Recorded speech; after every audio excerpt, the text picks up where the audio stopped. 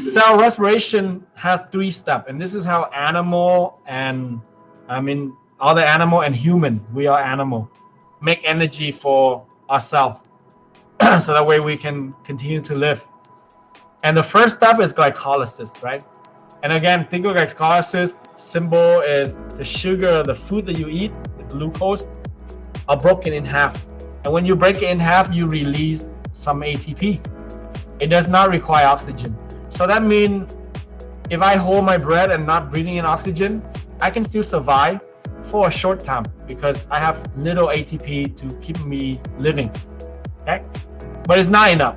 We know that. We know we cannot hold our breath for a long time, right? We'll be dead. So I'm gonna skip this question. Step 2, right? Step 2. If we continue to hold our breath, if we continue to have no oxygen coming in, our body or cell will be forced to go through the second step called fermentation. All right? Fermentation is when you have food in your body, you have the sugar that you broke in half, but you don't have oxygen. And when there's no oxygen, our body start, instead of making ATP, it start to make this acid called lactic acid. Lactic acid is an acid. Acid burn, right? You gotta remember science, physical science, acid burn. Lactic acid burn your muscle. So if you guys still remember, right? If you remember from middle school or even high school in PE class, especially you just ate lunch and then you have PE next, and then your teacher tell you to run a mile, a lot of times you get cramp. And that's because of lactic acid, because you have food in your cell, in your body, but you don't have oxygen, because when you run, you don't breathe in enough oxygen. And when you don't breathe enough oxygen, guess what? That will be converted to acid instead of ATP. And now you get runner cramp. And this is why your mom tell you not to swim right after you eat, because when you're swimming, you don't breathe in oxygen. And when you don't breathe in oxygen, guess what? Instead of making ATP to keep you moving, your body start making lactic acid to burn your muscle, and it hurts, and it hurts your body, and it can danger your life, right? So that's when you have no oxygen. Some organism, you gotta remember, like yeast, you gotta remember the beer belly presentation, the article that you read. Some organism like yeast, instead of more producing acid, they make alcohol. And this is how they make beer. This is how they make wine, right? They put in grapes, like wine. They put in grapes, and then they put in the yeast, a living thing. And what do they have to do next? They gotta close the barrel. And why do they close the barrel? They have to get rid of the oxygen. And when there's no oxygen, the yeast start to produce alcohol instead of acid like human. Human and other animal produce acid. Some special organism like yeast produce alcohol. Human don't produce alcohol, by the way, right? Because the guy from the article, the beer belly article, he didn't produce alcohol. The yeast produced alcohol. The yeast inside his stomach produced alcohol. So that's why he was drunk, because every time he eat food, those yeast feast on the food, and since the stomach don't have oxygen, they start producing alcohol. It made him drunk, and his wife thought that he was drinking, but he wasn't, right? So that's the article that you guys read. And this process, what we call fermentation. People also use fermentation to make kimchi, right? To make pickle. It's the same process, right? They close up the jar, so there's no oxygen. So the organism, the bacteria start making acid. That's why those kimchi and pickle are sour. Acid is sour, right? And that is when there's no oxygen. But luckily for us, we know that we breathe in oxygen, right? And when there is oxygen, good news, we don't produce acid. We produce more ATP. And when we have ATP, we're able to function, still survive. Make sense? So this is still the second step. This step is what we call the Krebs cycle. The Krebs cycle, think of it as like a windmill. It run. It take that half sugar that you broke up in the first step to run this cycle. And when this cycle run, it produce some more ATP. Some, not a lot, some. It also release carbon dioxide waste. Remember, that's what we release, exhale out.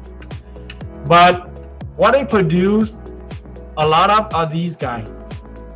What are these guys? These guys are what we call energy compound. Think of them as electricity. Think of them as gasoline. Electricity and gasoline to do what? To run the third step, where you produce a lot more ATP. By the way, the Krebs cycle takes place in the mitochondria. You gotta remember the mitochondria? It's like the powerhouse. It's like the organelle that produce energy for animal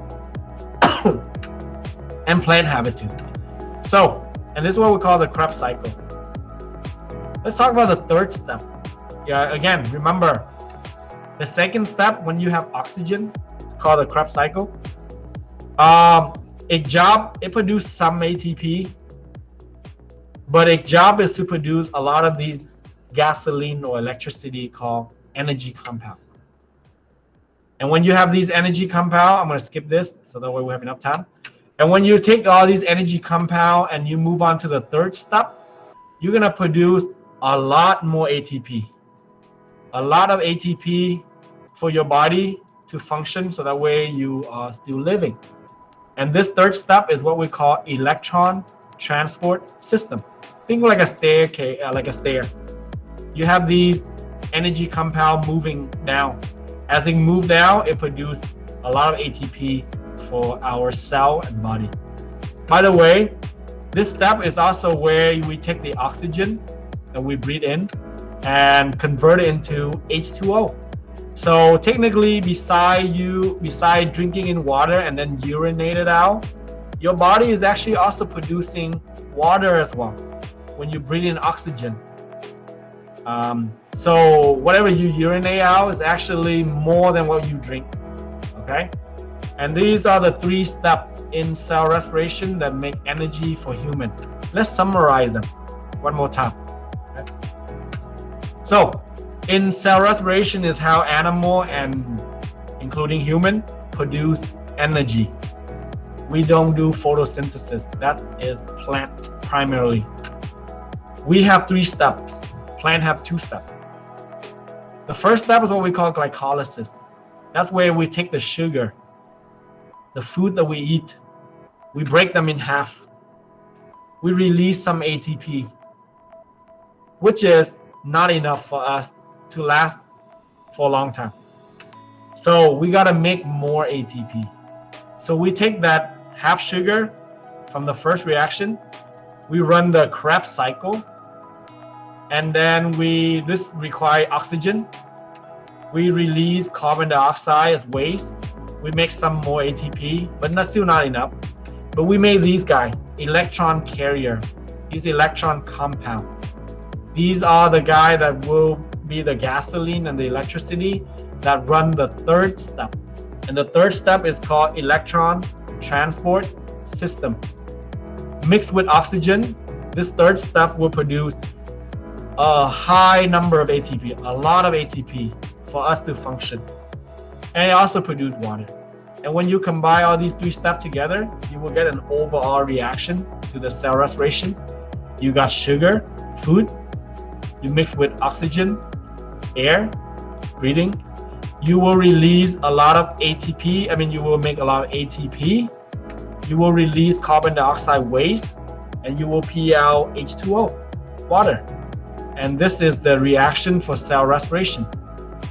All right, we talk about photosynthesis. We talk about cell respiration. Everybody, can you guys respond to this question? Looking at these 2 equations, how are they similar and how are they different from each other? Go ahead, I'll give you guys a few minutes. So look at that photosynthesis equation carefully and look at the cell respiration equation carefully. How are they different and how they similar. It up, all right? They have the same compound, right? They have carbon dioxide. They have H2O, water. They have water. They have glucose. They have oxygen. But the only thing is that reverse, right? Ready? Okay, give me a minute, guys. Give me a minute. So the only thing is reverse. So whatever photosynthesis need, that's what animal produce. Whatever photosynthesis produce, that's what we need. Make sense? So my last question is, do animal, okay, give me a second. My last question is, do plant need human? Do plant need human? Do the plant need human? Okay. Do the human need the plant? How about human? Do human need plant? Okay. Human, hold on. We're not done yet. Human need the plant. You are right? Because without the plant, there's no oxygen. There's no food. But the plant don't need human because there are other animals that produce carbon dioxide for the plant. Make sense? So keep that in mind. So is it smart to go out and destroy forests? If we're destroying forests, we are technically destroying our own human race. If we go extinct, plant don't care. Make sense?